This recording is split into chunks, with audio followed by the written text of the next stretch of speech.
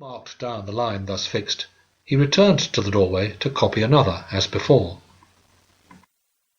It being the month of August, when the pale face of the townsman and the stranger is to be seen among the brown skins of remotest uplanders, not only in England, but throughout the temperate zone, few of the homeward-bound labourers paused to notice him further than by a momentary turn of the head. They had beheld such gentlemen before, not exactly measuring the church so accurately as this one seemed to be doing, but painting it from a distance, or at least walking round the mouldy pile. At the same time, the present visitor, even exteriorly, was not altogether commonplace. His features were good, his eyes of the dark, deep sort called eloquent by the sex that ought to know, and with that ray of light in them which announces a heart susceptible to beauty of all kinds, in woman, in art, and in inanimate nature. Though he would have been broadly characterized as a young man, his face bore contradictory testimonies to his precise age. This was conceivably owing to a too dominant speculative activity in him, which, while it had preserved the emotional side of his constitution, and with it the significant flexuousness of mouth and chin, had played upon his forehead and temples, till, at weary moments, they exhibited some traces of being over-exercised. A youthfulness about the mobile features, a mature forehead, though not exactly what the world has been familiar with in past ages, is now growing common. And with the advance of juvenile introspection, it probably must grow commoner still. Briefly, he had more of the beauty,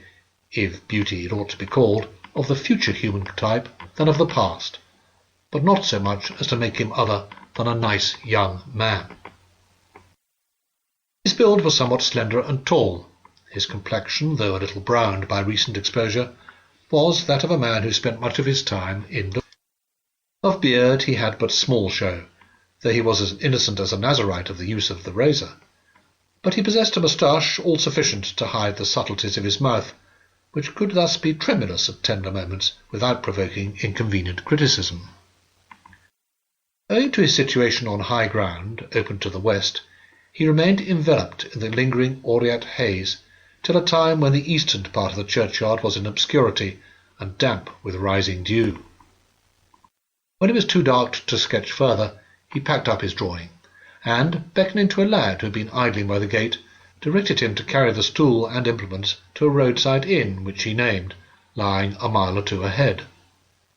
The draftsman leisurely followed the lad out of the churchyard and along a lane in the direction signified.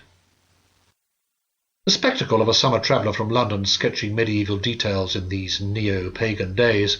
when a lull has come over the study of English Gothic architecture,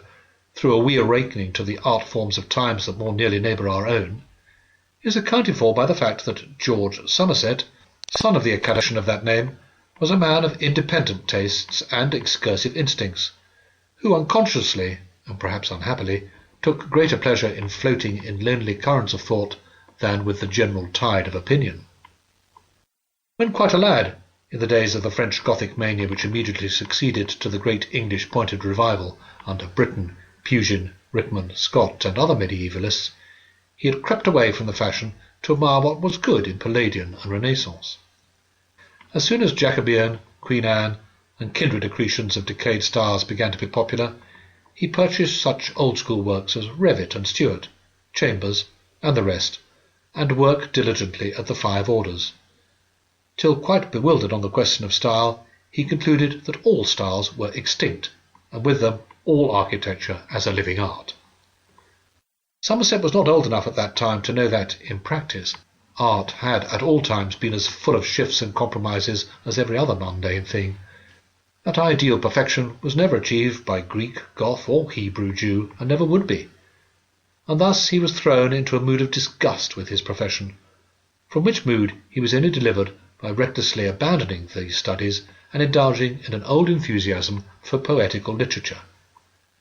For 2 whole years he did nothing but write verse in every conceivable metre and on every conceivable subject, from Wordsworthian sonnets on the singing of his tea-kettle to epic fragments on the fall of empires.